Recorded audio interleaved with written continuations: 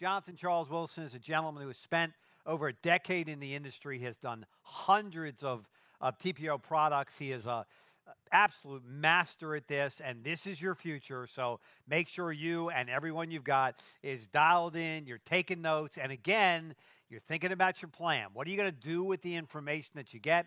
Knowledge is power. Use that power. Use that information. Give it up in the chat bar, please, for Jonathan Charles Wilson. Give it up.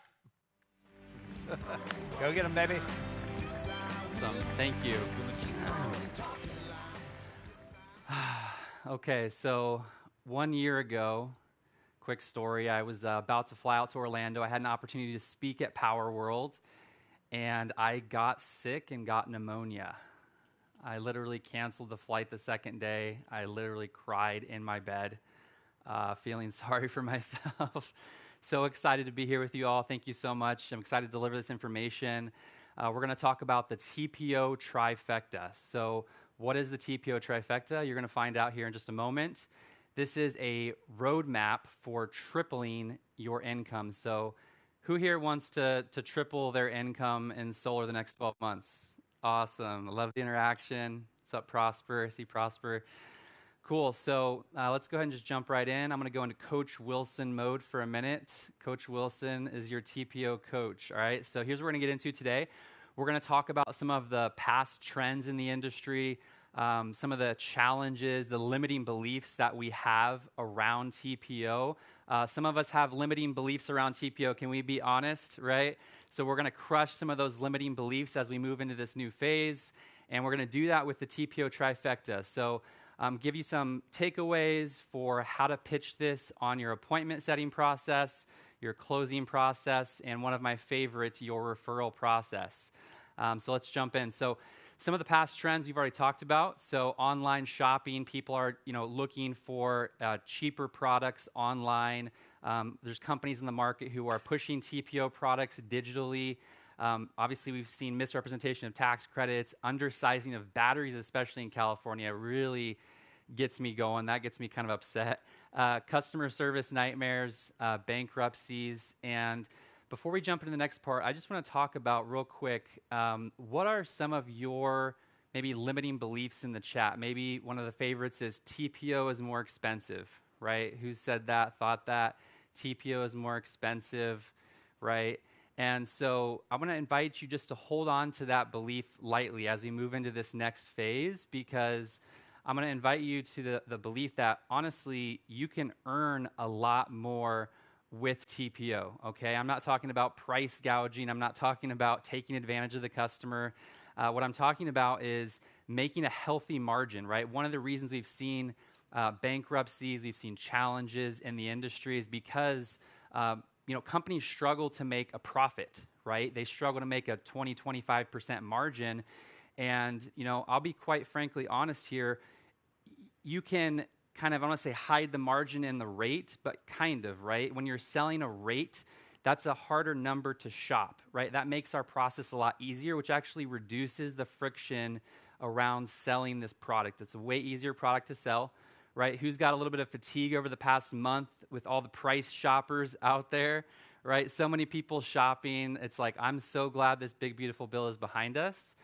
And then also, again, my favorite, referrals. Why is this product so much easier to refer? I often tell people I'm training, it's way easier to refer a product that's no out-of-pocket cost, a lower price per kilowatt for your electricity versus a $20,000, $30,000, $40,000, cash or a loan project. That's just a really hard pill to swallow. So we're going to get into some training. Let's talk about the 2-millimeter shifts, right? Where Tony Robbins is speaking right now. I'm going to channel some Tony Robbins energy if I can, right? He talks about this, a 2-millimeter shift, just a tiny shift in what you're already doing in your sales and closing process.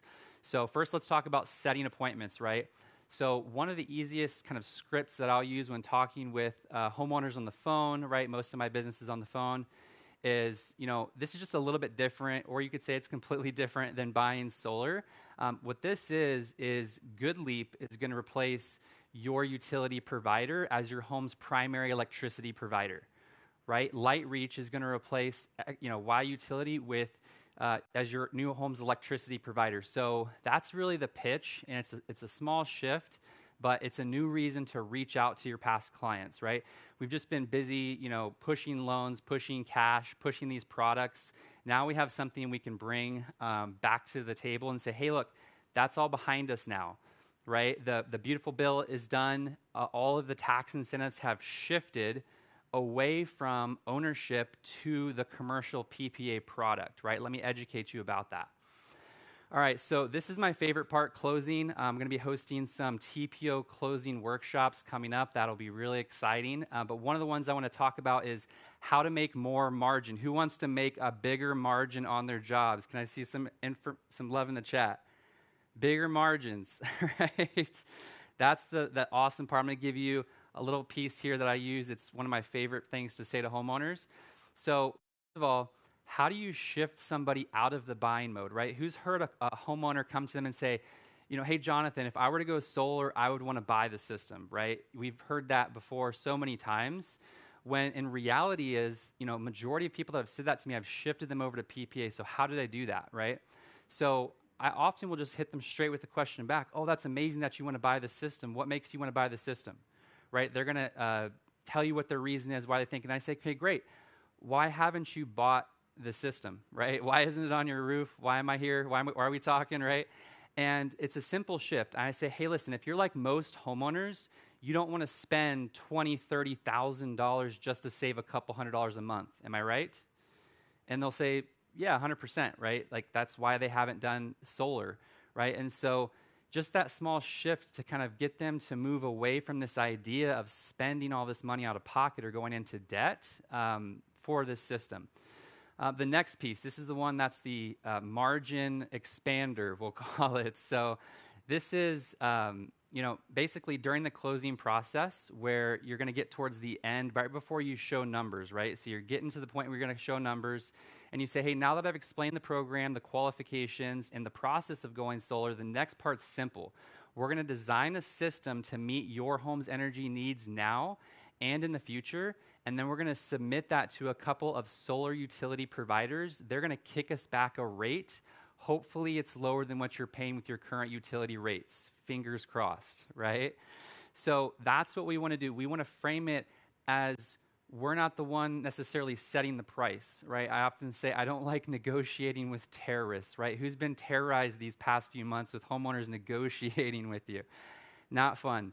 So anyways, this is a way to soften the closing process, make it easy, kind of take the control away from you as the person that's setting the price, and price condition the homeowner to expect a win, right? So what's a win? You have to define that win for your homeowner. And that win is, again, a rate that's lower than what you're currently paying with your utility. If it comes back lower, great. Take advantage of that program. That's considered a win, okay? So, how are we doing so far? Are we getting some value out of this? Awesome. Okay, cool. Referral pitch. So many people I talk to, I do a whole training on this, but so many people I talk to, they pitch referrals and then nothing happens. Or they have a homeowner say to them, hey, you know what? This program is great. I actually have a few people that might, be a good fit for this. And then how many people have heard that from their homeowner and then they never hear anything back, right? It's crickets. And I'm going to teach you, it's because of the way you're framing part of it, so the way you're framing your referral pitch. So here's an example pitch that I use. So this is me at the end of the close. I've already closed the system. Docs are done. We've scheduled the site survey. And oh yeah, by the way, when I'm on my way out the door, I do most of my stuff in home. I say, hey, most homeowners, once they hear about this program, they want to tell their friends and family, which is fantastic. But quite frankly, we don't know if your home is a good fit or not, right? We're not sure if this is going to be a good fit. So let's hold off. We have a great referral program we'll talk about later once we determine if your house is actually qualified for solar, okay? And the reason that's effective is it's a pullback, right? We know that's an effective strategy because then they have to earn it, right? They have to qualify for this system. Common objections, right? So we get a lot of these in closing, right? How do you handle an objection? The best way to handle an objection is before you get it, right? And so that's what a good closing process is. It's about framing the entire conversation in a way that overcomes objections that they have. So some of the common ones we've heard, right? What happens when I move? So I always tell my homeowners, look, the number one reason why every single person in your neighborhood doesn't have solar already is because of one main objection. They're worried about what happens when I sell my house. PPAs crush this objection. The way they do that is with power purchase agreements, or TPO in general, they no longer put a lien that's considered a debt on the home. They do a UCC1 filing for an equipment lien, which just means that it's a public notice of ownership stating that that provider owns that solar equipment. But when you sell the house, Mr. Homeowner, it works simple like this. The new buyer is going to move in. They're going to call the utility provider and say, hey, we're the new owners here. They're going to transfer over the electric service. That discounted rate per kilowatt hour automatically transfers as well. That's the easiest way to handle that. What happens if the company goes out of business? Well, that's simple. We've already seen that happen several times. That contract is going to change hands. It does have a long-term value. Obviously, you're going to be paying your electric bill every month, right? So same thing. It's just going to transfer to the next homeowner. And then some of the best parts about TPO, which we'll get into more, is all of the benefits, right? The roof leak protection, the battery replacement, the production guarantee, right? Just as a couple of them. So these are some of the common objections, and we're going to go through the closing process. I'm not going to go through the entire thing today, just for time's sake. I know you guys have been sitting here tuned in for a long time, so we're going to be having more trainings where I go deep on the closing process, and we're going to get just a little bit here. We're going to have a panel come up and talk about some of these common objections. So here's a quick high-level overview of the process, right, from the beginning to end. You go in, you do your discovery process, you're sitting with the homeowner, you're on a Zoom call, right? You're building rapport, all that's simple. Let's talk about the framing of the meeting. Okay, so the primary outcome of the meeting is what? We want to get a site survey scheduled to make sure that your house is a good fit. I often will say things like, look, it's different if you were to buy the system. With enough cash, you can get these solar panels on your roof. With a power purchase agreement, it's actually a little bit different. You have to qualify for the program. So what does that mean? We have to get a site survey ordered. We have to come out, check everything out, make sure that this house is a good fit. In about 2 to 3 weeks from today, we're going to know if this house is qualified. So my job is really simple. We're just going to go through, answer any questions, build that system, submit the application. Fingers crossed. Hope it works out for you. So that's the first part. Let's get into the two main problems. We've already talked about this a little bit, but this is where you really want to spend 5-10 minutes of your time making sure the homeowner understands the problem with the AI demand on the power grid. The more and more people that switch to solar, the utility companies are hemorrhaging customers. So what does that mean? That means every time they lose a customer or have to build more equipment, what do you think that does for your costs, Mr. Homeowner, right? That's going to keep increasing the costs, okay? Now, my job is really simple. If your home qualifies, we're going to generate all of your power on site. And if you're in a battery market, we're going to store that power for nighttime use. So effectively, we're going to be getting all of our power off grid, right? If you're in a net metering market, a little bit different. Real simple shift is, hey, you're going to sell this power back to the utility. You're going to get credited for that power generated during the day. You're going to get a credit at night. So look, there's two ways to go solar, right? We've already talked about it, but really in the past, you could buy your system or you can rent your system. Because of the big, beautiful bill, owning solar just doesn't make sense anymore. All of the incentives have shifted over to what's called third-party ownership or renting your power. Here's a key takeaway. A distinction is most homeowners don't want to change.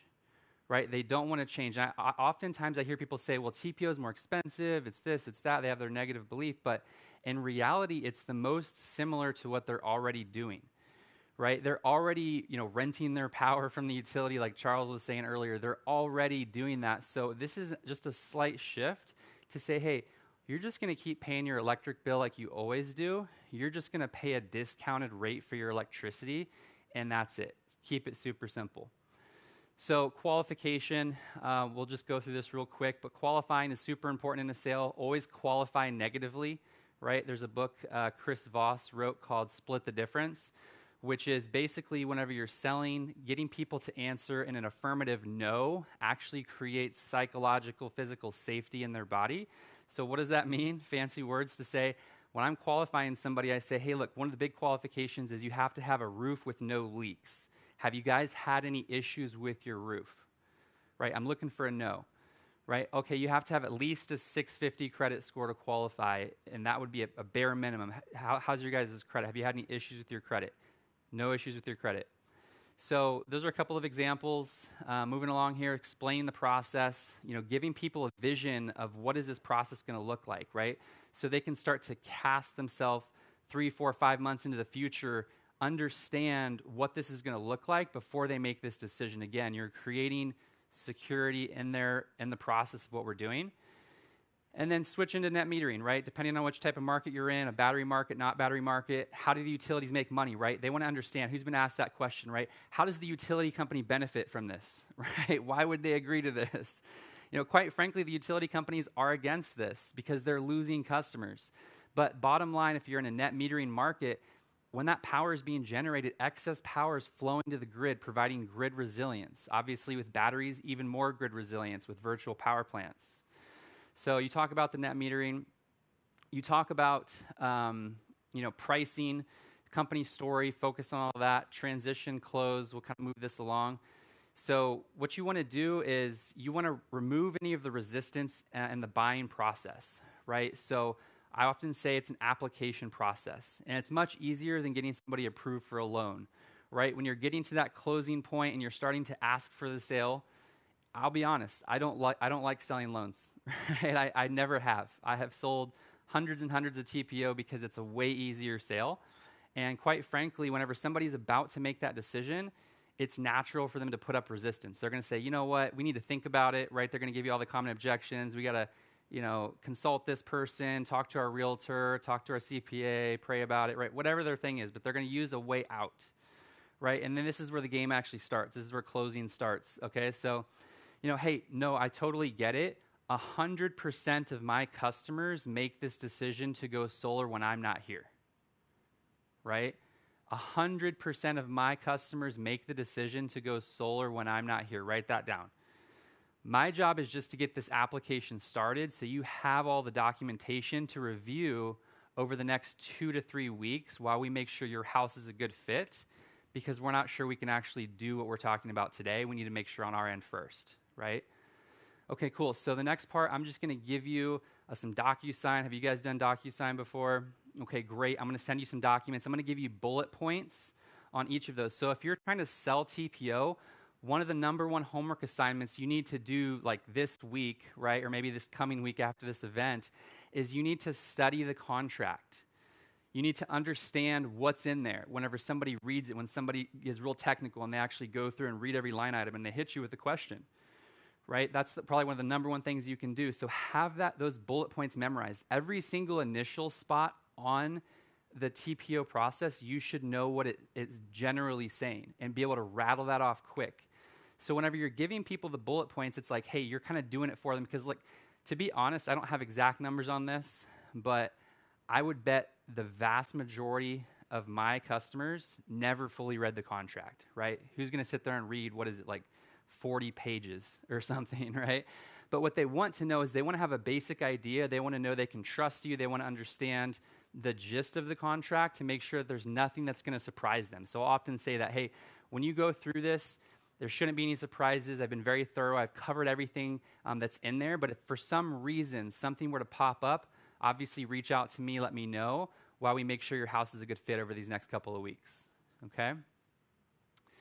Last few steps, verification call. Obviously, a lot of that's digital now, so much easier, right? The way you frame it, hey, you're going to talk to an AI agent. It's kind of weird, crazy tech world we live in now, but we're going to have you answer yes, yes, yes to these questions. No on the last one, right? I didn't promise you a vacation or some crazy something, unless you're Jordan Shaw. I love you, bro. No, but you want to make sure that you're kind of on point with that. And then setting the expectations of the site survey, right? The entire closing process is all about how you frame things. When things are framed properly, it creates safety so people feel confident to move forward. So the site survey, it's a 45 to 60-minute process. We're going to come out, check the roof, check the electrical, make sure the structural integrity is good, make sure there's no dry rot, termite damage, mold, no issues with the property before we put this equipment on the house, obviously. And then after I kind of button that up, the last step is the referral pitch, which is what I was going to speak on last year at Powur World, but I'll have to do that another time, where you kind of start planting those seeds for the referrals, right? People often remember the last thing that you said, and that's why I like to end with the referral program and plant that seed. Hey, we're not going to talk about it today. I know it's been a long time, so we'll touch on this later, but we have a great referral program where you can earn up to $1,000 for referring people over. Before we do that, though, let's make sure your house qualifies for the program. And that's all I got for today, y'all. Thank you so much. I hope you got a lot of value from it. We're going to go ahead and get the panel going. So I think we're going to bring up some awesome speakers we'll introduce. All right, come on up, guys. All right, what's up, brother?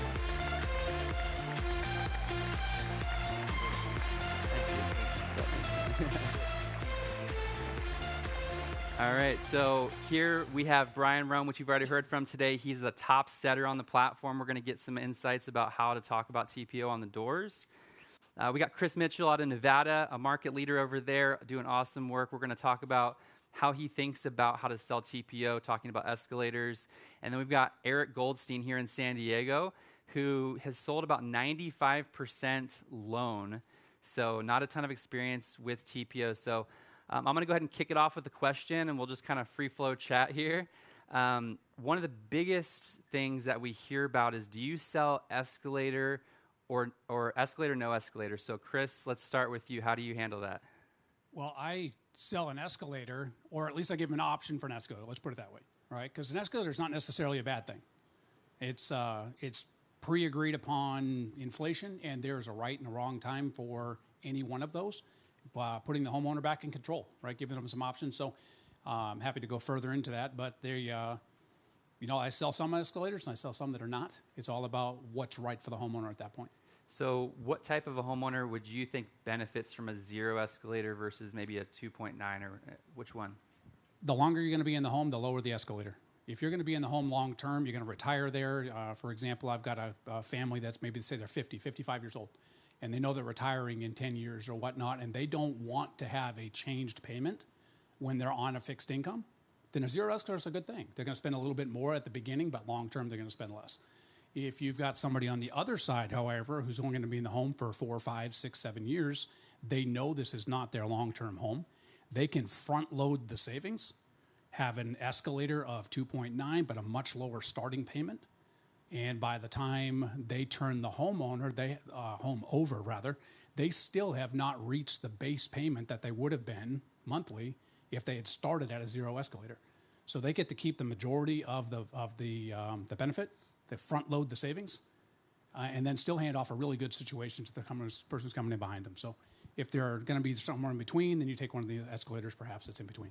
Cool, awesome. So I want to kind of mix it up here. Who here disagrees with that? A little bit. No. Right, there's a different way of pitching it. So myself personally, right, I don't like to sell 0 escalators. That's my own personal opinion. But Brian, what did you have to say about it? I would actually agree with you. I always have a 299 escalator, just mandatory. And why is that? I mean, it just makes the numbers better all the way around. And, I don't like to give too many options because people can't make decisive decisions. So it's either option 1 or option 2, and put them in a box and kind of let it go from there, It's fair, yeah. How about you, Eric? Do you have an opinion on that?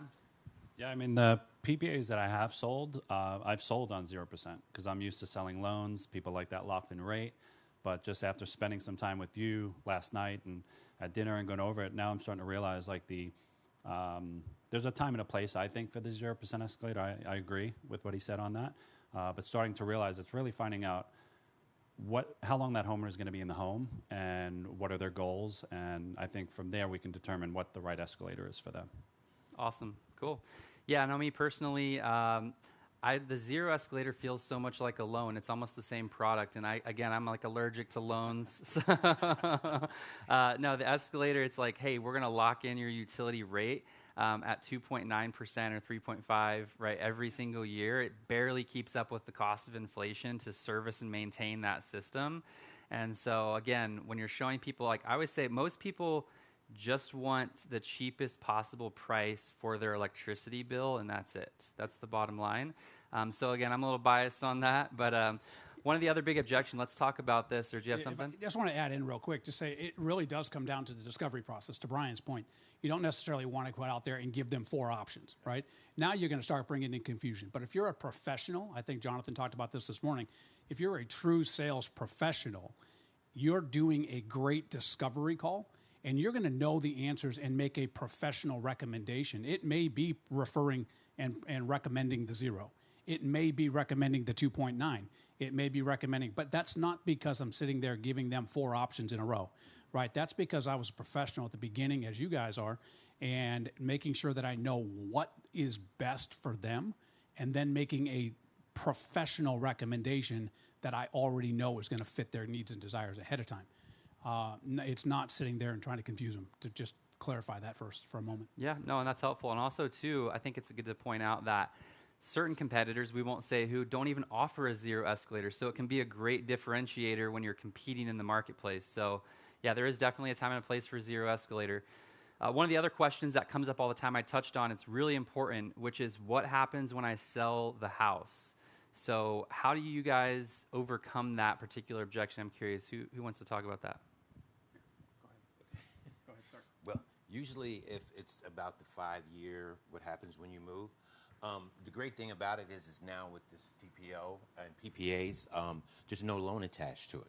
So there's, if you decide to move, that fixed rate that you have would just roll over to the next company, of the next homeowner, and they would also enjoy the benefits of solar with no out-of-pocket costs. Does that make sense? I love that. Yep. Yeah, and I used to think that it was harder to transfer a PPA. So I would tell homeowners, and again, maybe not being educated, but Cynthia and I were having a conversation in the back and didn't know that actually some of the transfers, you have to have a certain percentage of the loan paid back before you could transfer it.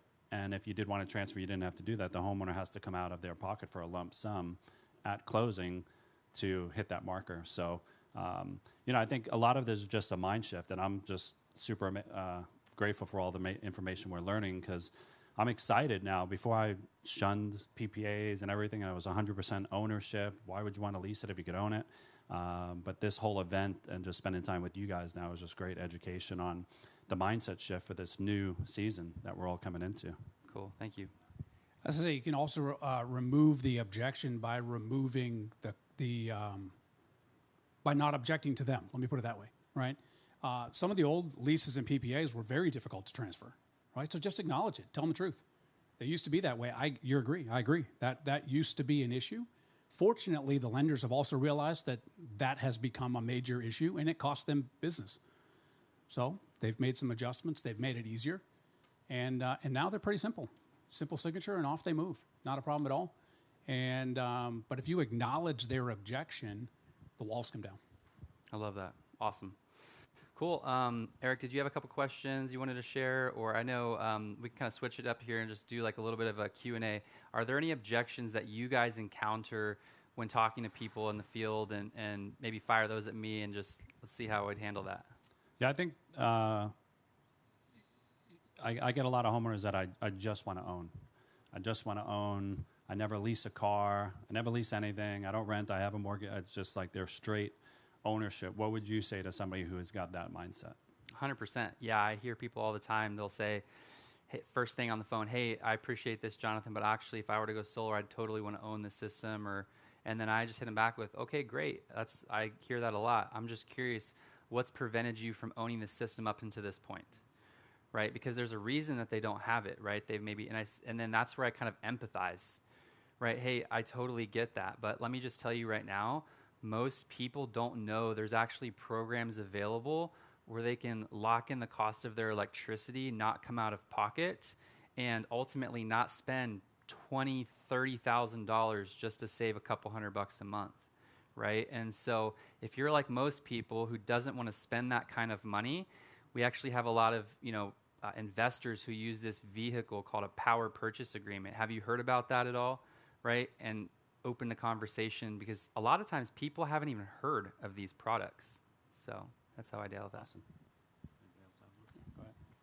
I didn't have anything. No worries. I was actually going to tag just to ride along with them, but I guess you've kind of covered that a little bit. But if you were to have somebody say, hey, you know what, but I've always been told that an escalator is a bad idea, I mean, why would I ever agree to something where the payment's going to go up? How That's would you great. address that? I love that. Thank you for that, Chris. So I frame this. This is one of the biggest framing pieces of my close. I tell them this before they get to that. If they say that to me, then I messed up, right? So whenever I'm actually getting to the passing of the price, I'm saying, hey, great, we got you pre-approved. We just got the rate kicked back from the solar utility provider at 16 cents a kilowatt hour. And check this out. The best part is there's a rate cap. That's what I call the escalator, a rate cap of 2.9%. So the reason that's awesome is if we look historically at X utility provider, they've gone up 6 to 8% year over year. This way, the savings actually gets better every single year. In fact, all of my customers that I've signed up 6, 7 years ago are saving more money today than when I met them because the utilities haven't gone up 2.9% a year. If I could just read what Jesse put on there, it says the average utility escalation nationwide is 5%. Utility customer has said has no say in this rate hike as it's variable. TPO, you have a fixed rate of escalation that never changes. So take advantage of this hedge against inflation. I think that's well put. Thank you, Jesse. That's great. Yeah, no, that's fantastic. Thank you for calling that out. So these are some of the common objections. Are there any other objections that you guys hear in the field to PPAs or leases? Go ahead. I think it kind of goes along with my other question. Some people just like to pay cash, forget about owner, but they're like, I just don't like monthly payments. I just want to pay cash. What would you say to somebody on that when you were offering a PPA? Yeah, I would say the same exact thing. I would say, fantastic. I have providers that we can get you a cash price. If we were to come up with a competitive cash price for you, would that be something you'd want to do today? Right? It's like, cool. And then if they're still like, well, it's like oftentimes I always say there's two types of people, buyers and liars, right? And it's not that people are lying to you because they're bad people. It's that they have to protect their interests, right? They're trying to protect, and you're, maybe perceived as a salesperson, maybe not a professional if you're not, setting the conversation up. So what I'll say to those people, again, is the same thing. I push back, especially whenever I'm initially qualifying somebody on the phone, and they'll say, oh, I've got a couple of bids. I say, fantastic. Who did you get bids from? Oh, I've got a bid from Tesla, right? Fantastic. Can I do you a favor and save you a bunch of time and save a bunch of other people's time too? If you just care about price, go with Tesla. The moment you talk to a salesperson, the price is going to be higher. So I just want to save your time. You should totally take that and run, right? I'm okay with losing a customer in the first 2 to 3 minutes of the conversation. I'd rather do that than spend hours of my time chasing people. So you just hit them straight with the question, hey, I'm just curious, why haven't you made the decision already? I mean, have you gotten any quotes? Cool, you've gotten some quotes. Why haven't you done it? And get straight to the bottom. Yeah. But Jonathan, what if I sell my house in 5 years and I have a TPO product on it? I have no control over that. Mm-hmm. So do I get to claim the equity? I would like to have the equity in my home when I try to sell it. Fair question, yeah.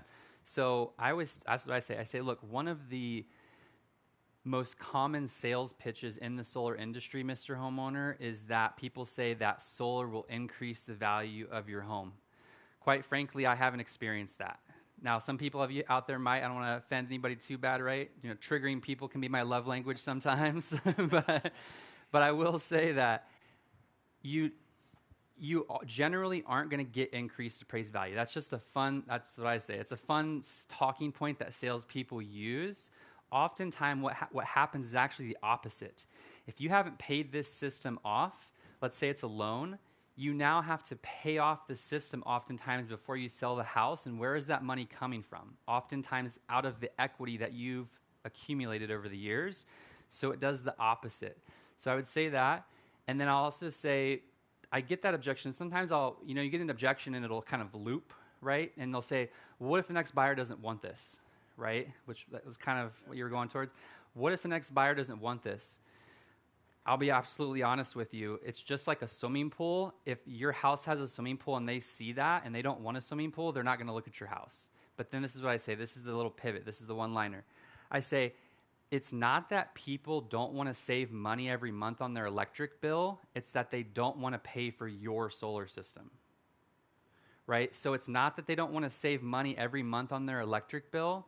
It's that they don't want to pay for your solar system. So I'm now framing the customer to say, you know what? that makes sense. I don't want to pay for this. So then it's like, okay, well, how does this transfer? And again, I said this earlier, but I'll say it again.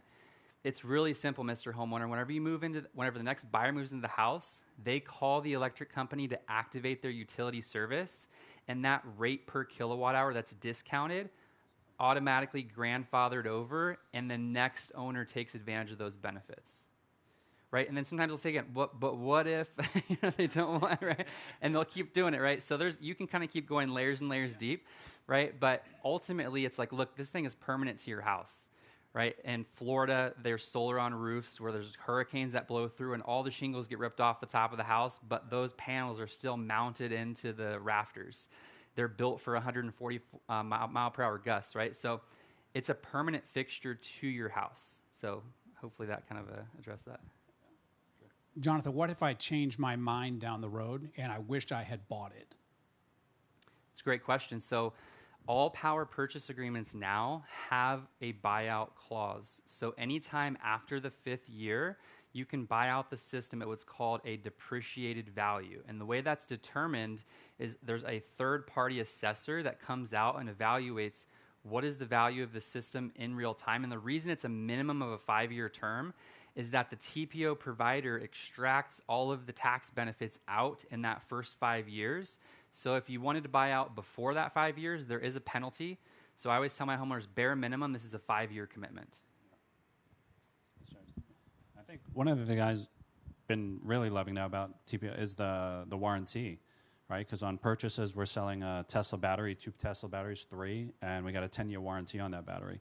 But we were talking about that last night with the 25-year warranty now on those batteries, $12,000 a piece or whatever. I think that's a big selling point. So I don't know if that's something that you hit a lot of times when you're looking at somebody that's talking about owning versus PPA. Thank you for that. That's a great tee-up, yeah. No, I'll tell them, I say, hey, look, if you were to buy this system, it's got a 10-year warranty like for Tesla. So you're going to have to come out of pocket, almost $10,000 per battery to replace these in the future, assuming that the pricing is still at $10,000, in 10 years from now, we don't know. And so battery replacement's included and doesn't increase the cost. All that's just built into the service of the system. And one more point on that is the production guarantee, right? And so most of the time, there's 2 types of guarantees in solar. There's a performance guarantee, and then there's a production guarantee. When you own the system, the manufacturer provides a linear performance guarantee, meaning that the system will only degrade at a certain amount per year. But that doesn't mean that if for some reason the system goes down, it's being serviced, right, that there's a guarantee of reimbursement. So I've worked with these TPO providers where the system goes down. I always say it's not a matter of if your solar will go down, it's when will it go down. Everything has a shelf life, right? And so once that goes down, what happens? And with TPO, there's an extra layer of protection where you actually get reimbursed by the TPO provider for underperformance. For most TPO providers right now, it's a 90% production guarantee, right? So if it's an annual production of 10,000 and it produces as low as 9,000, you're still within contract. But once it drops below that 9,000, you're now eligible for reimbursement. Yeah. And I think if I could add into that just real quick, there's this whole mindset of this. If I own it, then it's under warranty and I have control, right? But the truth of the matter is, let's be real. How many of us actually look at our system all the time and make sure it's functioning? We go 3 days, 4 days, 5 days, a week, a few weeks without ever looking at the app to find out what we're producing, right? And then if it's been down for a couple of weeks and we caught it, great, it's under warranty. We've got that taken care of, but we lost all that production and nothing was on the line, right? But with the TPO product, because of the guarantee, it's proactively monitored. So as a homeowner, it can be the whole mindset of set it and forget it, like the old TV commercials were, right? You put it up there and off it goes, right? They're taking a look at it. They're monitoring it. They're controlling it. If I notice, great. If I didn't notice and it will stay down, it's on them. And I get that reimbursement back because they didn't notice and they didn't do their job. I love that. That's awesome. Yeah, no, I definitely sell on that. Brian, did you have anything to add to that? I did. You guys are pretty thorough. Cool. Yeah, so I often will say too, this product was designed for people 50 plus. I love using that particular phrase, and quite frankly, with our housing market, most people who own homes are over 50 anyway. So it's a pretty safe pitch. But no, I'll say this product was built for people who are either in retirement or who are moving towards retirement, because that production guarantee, oftentimes if the system goes down, you can't afford to pay two separate bills. The way it's different with the loan providers, if your system is down, the bank still wants their money. Right? The bank still wants the money, and the utility companies want the money, because now they're having to provide power to the house and you're stuck with two bills. And often these horror stories that we've heard about on the internet in solar are because of that. The system went down, the company didn't come out to service it, there was no reimbursement, the company was long gone, right? We've heard these things. With TPO, you at least, that's not perfect, right? But it's at least an extra backstop of protection. So there's some reimbursement that you can do. And what I say to my homeowners, one of my favorite one-liners is, I'll say, selfishly, Mr. Homeowner, I want to do such a great job for you, not just before, but after your system is installed, so that you want to give me referrals to your friends and family. That's what I want to do, provide great service. And so, often if there is an issue post-PTO, I'm on the phone. I'm their liaison, right? I'm talking to the TPO provider, hey, we need to get this fixed. We need to get a reimbursement started. And I'm doing that. And oftentimes that'll lead to referrals. So what would you say? I think probably a lot of people out here have been selling loans and cash, and have maybe been in my shoes, not really selling a lot of TPO. What would you say probably moving into this new market, maybe one of the biggest mindset shifts that somebody in our shoes who are more on the cash and loan side need to have coming into this new season here? That's a good one. That's a really good one. I would say all sales comes from personal conviction in what you're selling, right? And I've talked about this a few times, but limiting beliefs, right? There's people who have limiting beliefs, and don't let, a door-to-door salesperson or stories you've heard about people being price gouged and people making $20,000, $30,000 commission on a grandma. They have a max rate the grandma thing in the industry. It's become, sadly, like a meme where people laugh, about that and think that's funny. But in reality, we need to realize that we have a lot of power in our ability to set price, and the customer is not often aware of what's an appropriate price per kilowatt hour to be at, because it's new. Eventually the market will mature and people will go, okay, well, 15 cents and I can get it for this and that. But there's a lot of bad actors who've taken advantage of the ignorance that people have just so they can max price and have a Lamborghini or whatever that is. Obviously don't do that. But what you want to be able to do is shift that mindset and say, look, separate yourself from people in the industry who have sold TPO in an unethical way, and understand there's 100% ethical way to get people into TPO and really make a positive benefit. And I think that comes back to education. Take a moment and educate yourself. You can't be convicted about something and have conviction on something that you really don't fully understand yourself, right? So take the time, get into it, dig into it, go to the training sessions, hop on different calls. I know you're happy to help. I'm happy to help. There's a whole bunch of other people out there that are better at it than maybe both of us are, right?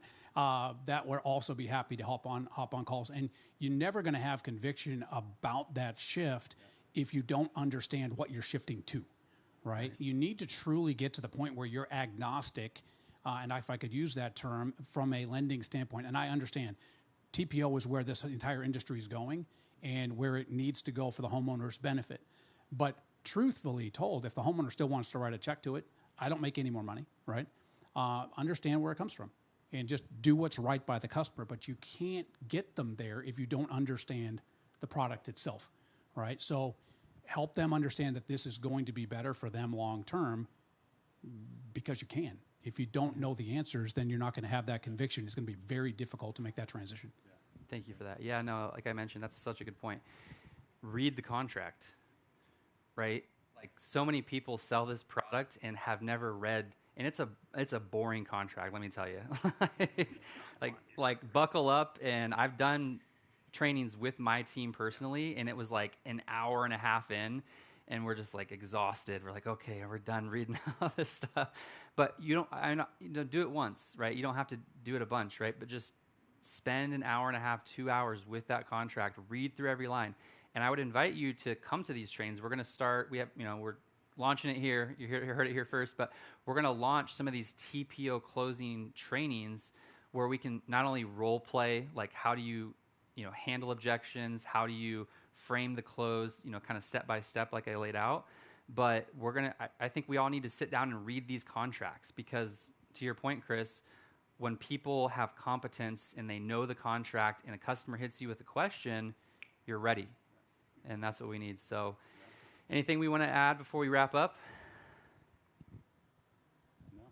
I was actually just going to say, looking at the clock, we got about 55 seconds left to get one last thing from you. If you could take us in our separate roles and just say, hey, what is one thing that you would say that we really need to grasp and take out of it that give you the opportunity to wrap it up? That's where I was going to head with that. Yeah, I would say that selling TPO is the most similar to what they're already doing. You really need to understand that it's a much easier sale. You're not asking them to take out a loan, borrow a bunch of money, come out of pocket for cash, none of that. You're just having them agree to a cheaper price per kilowatt hour, and that's it. I'm just here to see if you qualify. Yeah. Thank you. All right? Thank you. All right. Thanks, man. Yeah. Appreciate you.